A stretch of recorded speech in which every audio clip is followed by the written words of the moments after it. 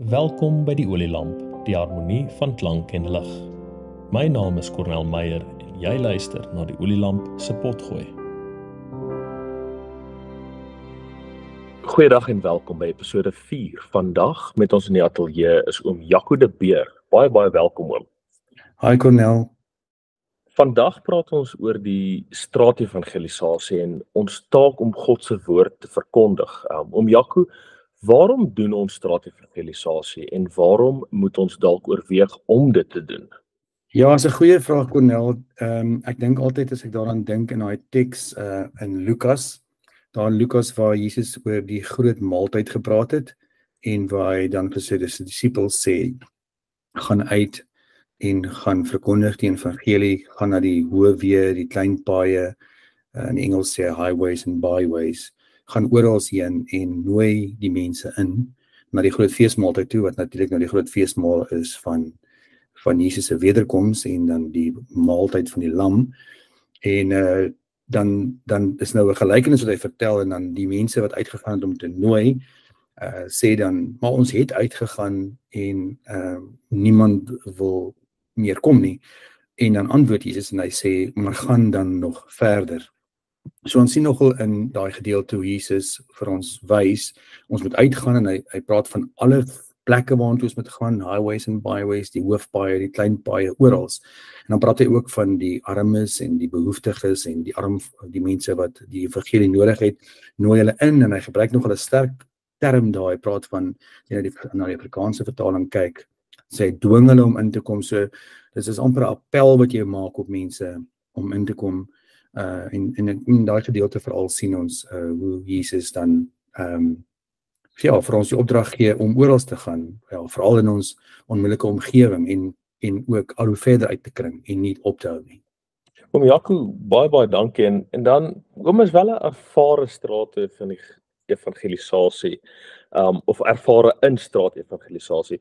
Watter uitdagings kom oor oom se pad as iemand wat straatevangeliseer? Net voor ek daai vraag vir jou antwoord, ek wil net na die tekste gedeelte verwys wat ek nou na verwys het, is in Lukas 14, waar Jesus praat oor hierdie gelykenis. Daar in Lukas 14 begin hy praat oor die oor die feesmaal, en dan sê hy gaan uit. So ek wil net die verwysing gee dat mense dit kan gelees. Maar jy vra jou vraag net weer, jy vra oor wat is die uitdagings wat mense ervaar as ek reg is? Ja oom, so wat se uitdagings ervaar oom as oom iemand benader of as oom gaan straatevangeliseer? Ek dink kom ons stap so 'n klein bietjie terug oor die uitdagings. Ek dink die grootste uitdaging waarmee 'n mens begin is, veral as jy evangelisasie op straat doen of straatevangelisasie of openlik prediking of so iets, is maar nie eie in ons karakter, veral ons Afrikaanse mense, om met mense so soos die Engels sê, upfront te praat nie, om sommer na iemand te stap en te sê, iemand vreemd wat jy nooit ken nie, en gesels en sê, maar ek wil graag met die evangelie deel. So ek dink die eerste groot algemene uitdaging wat mense ervaar is net die idee om reguit na iemand toe te gaan, om met hom oor die toestand van sy siel te praat.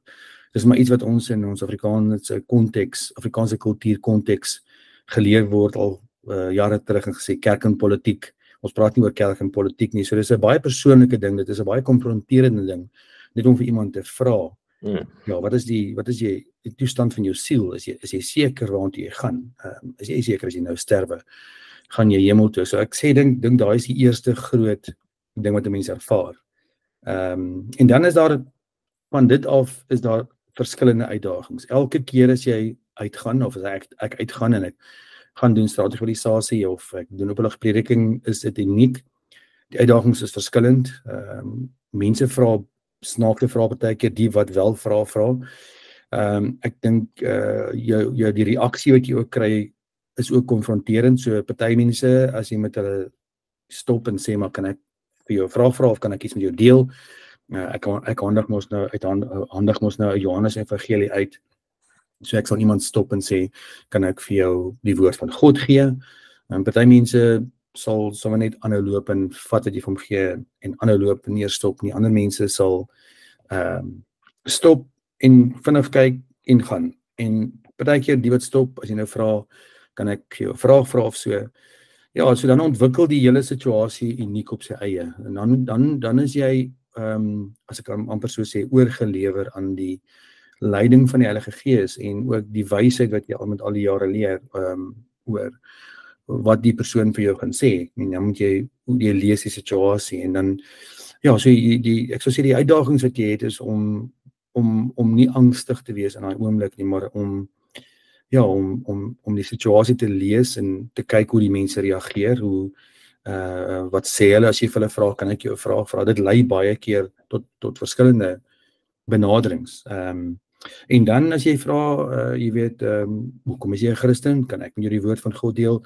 Dan kry jy verskillende antwoorde en sommige mense vra ook terug vir jou verskillende vrae en daar is mense wat jou konfronteer. Jy kom ook met verskillende gelowe te, moslems, Jehovah getuies, ateïste, mense wat net eenvoudig sê, glo nie die Bybel is die woord van God nie, en party sal jou baie reguit uitdaag, en so, jy moet baie op jou voete kan dink, jy moet in daai oomblik goed toegerus wees, jy moet die woord van die Here goed ken,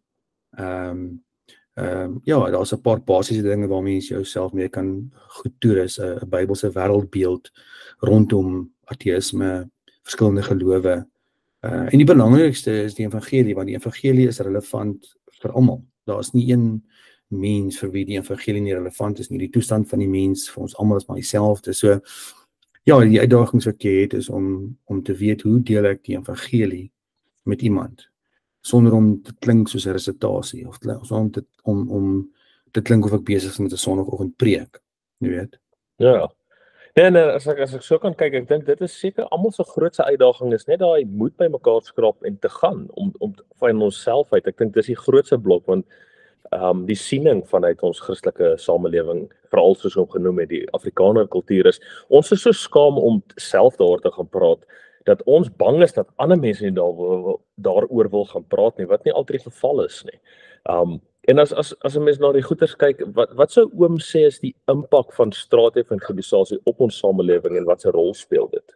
Kyk, jy kan maar net na Jesus se eie lewe eers kyk as 'n goeie voorbeeld. En jy kan selfs so ver terug as die Ou Testament kyk. Baie van die Ou Testamentiese predikers, soos as profete, soos Amos het gegaan, hy's gestuur die Here om na Israel toe te gaan, maar ook na van die heidense volke, en hy was 'n dis tipies maar 'n straatevangelisasie situasie. Hy het gegaan na elkeen van hierdie volke toe en hy as jy amper wil sê, amper in ons terme voor hulle parlementsgebou gaan staan en daar vir die mense gepreek. Ons sien ook die profete wat in die stadspoorte gestaan het en vir die mense gaan preek en ook met hulle gepraat het. Ons sien Paulus wat in Handelinge sê hy daagliks na die versamelplekke toe waar mense is gegaan, of in hulle tyd was dit die tempel of die tempelarea wat mense baie versamel het. Hy het daagliks toe gegaan en daar het hy met mense gesê die Bybel gaan redeneer oor die geloof en ook die evangelie aan hulle gedeel. Ons sien ook daai mooi voorbeeld met die Areopagus, waar hy na die Areopagus toe gegaan het en met die klomp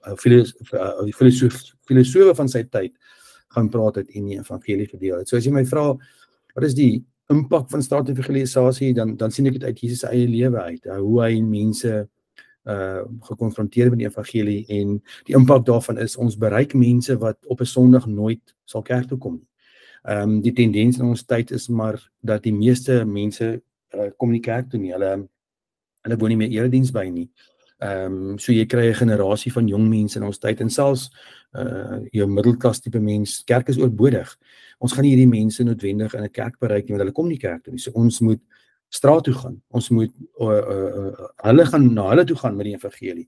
En dit sien ons in Jesus se eie tyd ook in Paulus se eie lewe, hoe hy gegaan het. So die impak daarvan is dat dit ons blootstelling gee aan mense wat ons nooit op 'n Sondag in 'n kerk sal sien nie, wat nooit op 'n kerk na kerk toe sal kom nie. En met wie ons die evangelie kan deel, natuurlik ook al die gelowe van die wêreld en al die verskillende mense met hulle eie oortuigings wat net nooit sal belangstel na kerk doen, en so kan mense na verskillende areas toe gaan. Die mens van ons tyd sluit homself ook in sy huis toe. Ek het altyd hierdie prentjie in my kop, hoe ons onsself so isoleer in ons huise, en ons is baie afgesny van samelewing, van mekaar af, maar ook van die kerklike lewe. As jy dink jare terug, toe ek nou nog jonger was, was dit baie algemeen om kerk toe te gaan. Dit was eintlik die norm. Ja. So ons meeste van die mense van my tyd en voor dit sou almal kerk toe gegaan het, of jy nou gelowig is of nie, sou eintlik maar kerk toe gegaan het, of jy sou blootgestel het wees het aan Bybel lees by die skool, of in die parlement, of waar ook al, die publieke sweer was blootgestel aan die woord van die Here. Vandag leef ons in 'n tyd waar die woord van God oral basies verban word. Jy mag dit nie meer in publieke skole leer nie. Jy moet al in die weermag, en my jong daar in die weermag is ons nog steeds al was dit maar ook baie goddeloos op 'n manier, baie mense wat maar al geluister na die woord was nie gelowig nie, maar ten minste was die woord van die Here daar's in die oggend geopen met die woord van die Here op die paradegrond. Saalopeninge elke dag op skool gehad, maar vandag is baie min mense word daar blootgestel, jong mense op universiteite en colleges en oral word sonder die woord van God groot.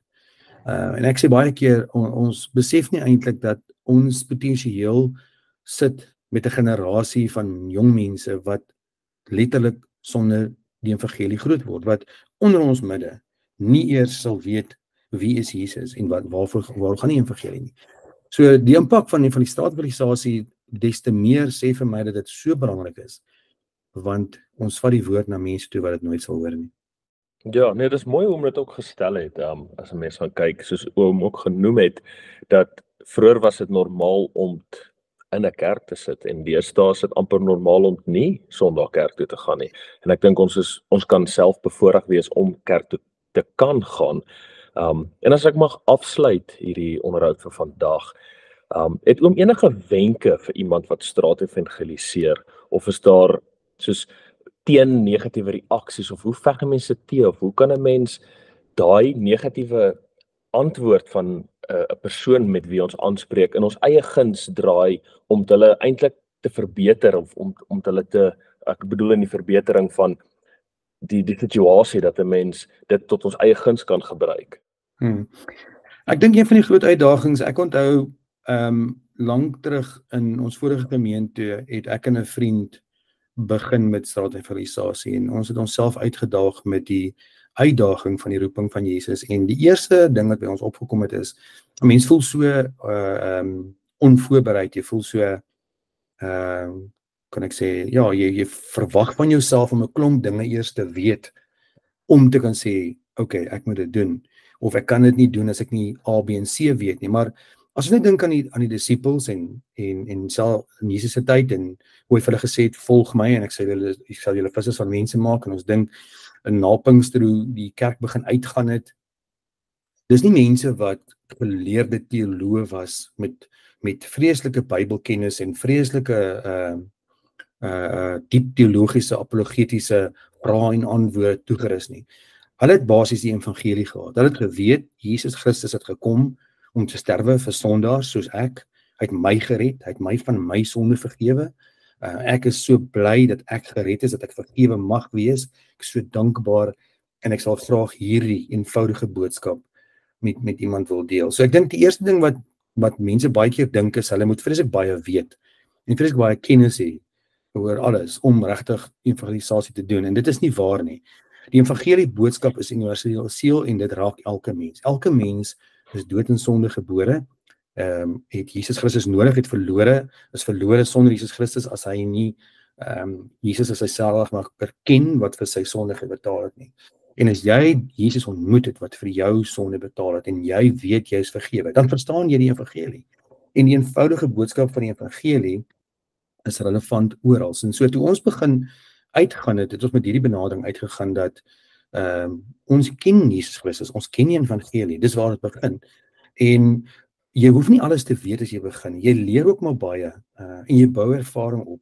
So ek dink die eerste groot stap is om te sê, die Here het vir ons beloof, Handelinge 1 vers 8, hy sal vir ons krag gee, ons sal krag ontvang en sy getuies wees. Dis nie asof dit nie tot ons beskikking is nie.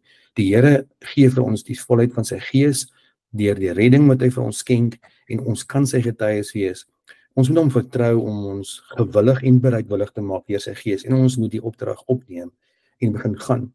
En dan dink ek die hele idee van wat mens kan doen. Daar's 'n paar dinge wat ek dink mens kan doen en dit is ook nie vreeslik moeilik nie. Dit is net om self 'n paar basiese dinge vir jouself toe te rus. En ek onthou so hele paar jaar terug het ons in VGK Bellville het ons 'n evangelisasie kursus aangebied en ek dink daai video's is nog steeds beskikbaar en mense kan nog steeds daarna gaan luister en ek kan miskien die skakel met jou deel en kan mense daarna gaan luister. Is 'n 4 weke evangelisasie kursus gewees wat jou basiese begeleiding en toerusting gee oor ook 'n paar basiese antwoorde en 'n paar basiese dinge wat jy nodig het om te weet, 'n Bybelse wêreldbeeld. En so, mense kan jouself toerus rondom 'n behoorlike Bybelse wêreldbeeld, maar jy gaan nooit ten volle toegerus wees vir alles nie. Dis die groot ding wat ek wil sê.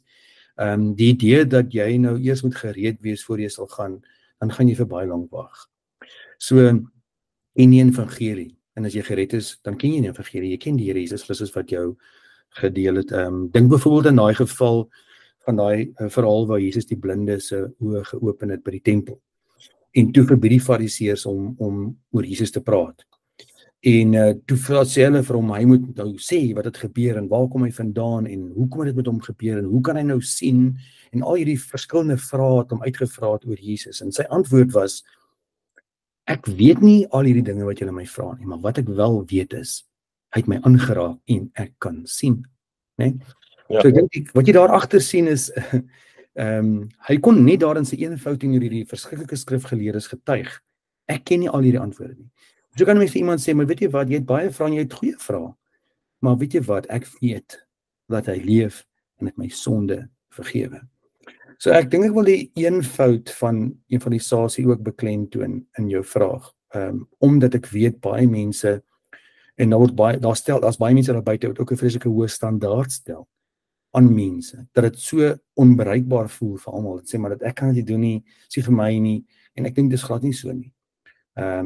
Die evangelie, daar's 'n paar beginsels, jy's 'n sondaar, jy's verlore in jou sonder Christus, jy's ongehoorsaam aan die wet van die Here, jy staan onder die oordeel van God. Eerste beginsel. Tweede beginsel, God het sy eie seun gestuur om vir sonde te sterwe. Mits jy nie Jesus glo en van hom regverdigmaking ontvang nie, bly jy onder die oordeel van God. Dis die eenvoudige beginsels van die evangelie en dit geld vir almal, maak nie saak van wat se geloof jy afkom en hoe slim jy self is nie. Dit is universeel vir almal van ons. Ja, ongelooflik baie dankie oom Jaco vir ons se tyd wat hom gedeel het. En ons luisteraars, die skakel sal beskikbaar wees in die beskrywing van hierdie potgooi. Oom Jaco, baie dankie en ons luisteraars tot 'n volgende keer. Dankie Cornel, dit was lekker om jou te gesels. Tot ons. Hierdie potgooi word vervaardig en aangebied deur myself, Cornel Meyer. En ek, Christian Grobler, vervaardig die klank. Nuwe episodes van die Olielamp se potgooi word elke maand vrygestel. Die Olielamp potgooi is beskikbaar op ons webtuiste, as ook Apple en Spotify podcast. Teken in sodat jy nooit 'n episode mis nie. As jy enige vrae het of self oor 'n onderwerp wil praat, stuur vir my gerus 'n e-pos na olielamp.podcast@gmail.com.